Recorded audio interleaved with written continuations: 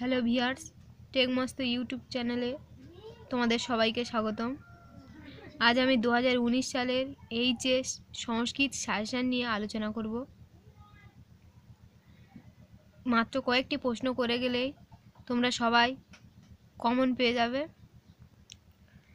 গদ্যাংশ থেকে মাত্র 4টি কোশ্চেন করে গেলেই তোমরা সবাই একটি কমন পেয়ে যাবে। আর্যবার্ত থেকে আর্যাবর্তের সঙ্গে স্বর্গের যে তুলনা করা হয়েছে তা আলোচনা করো এবং ত্রিবিক্রম ভট্ট বিরচিত আর্যবর্ত বর্ণনাম পাঠ্যাংশের নামকরণের যৌক্তিকতা বিচার করো। এই দুটি কোশ্চেন করবে এবং বনগত গুহা থেকে অলিপর বা দৃষ্ট দস্যুদের কার্যকলাপ বর্ণনা করো।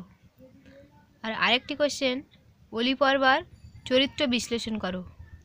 এই দুটি করলেই যে কোনো একটি পেয়ে যাবে। তারপর পদ্যাংশ থেকে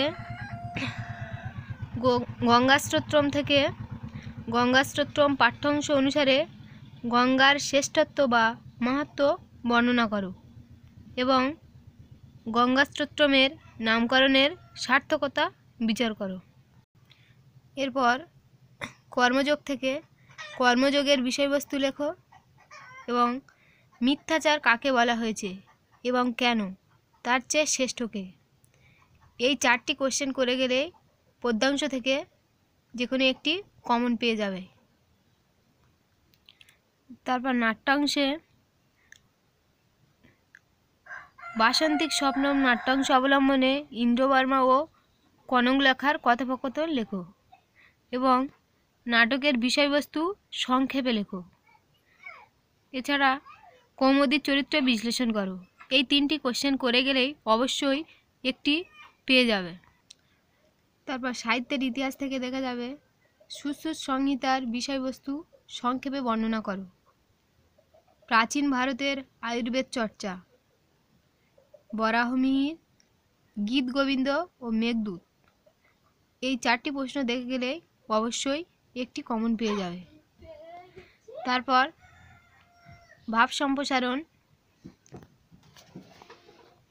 আমি এখানে 5টি ভাব সম্প্রসারণ দিয়েছি। এই 5টি করে গেলেই অবশ্যই একটি পেয়ে যাবে।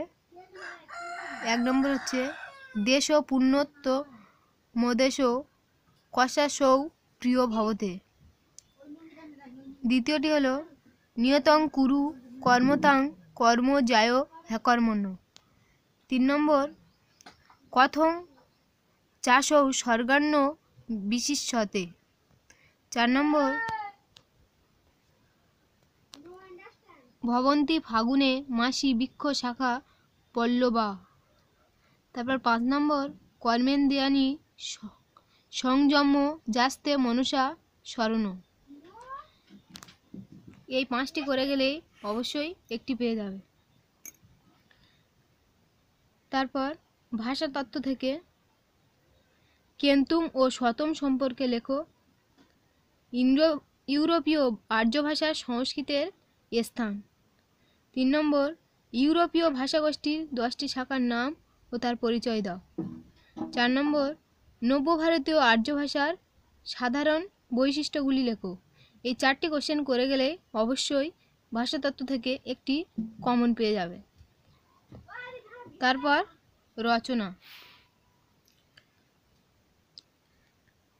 রচনা দেখে যাবে ছাত্র জীবনম, গ্রন্থগারম, প্রিয় ঋতু, মম বিদ্যালয়, রবীন্দ্রনাথ ঠাকুর, মম দেশ, ভগিনী নিবেদিতা।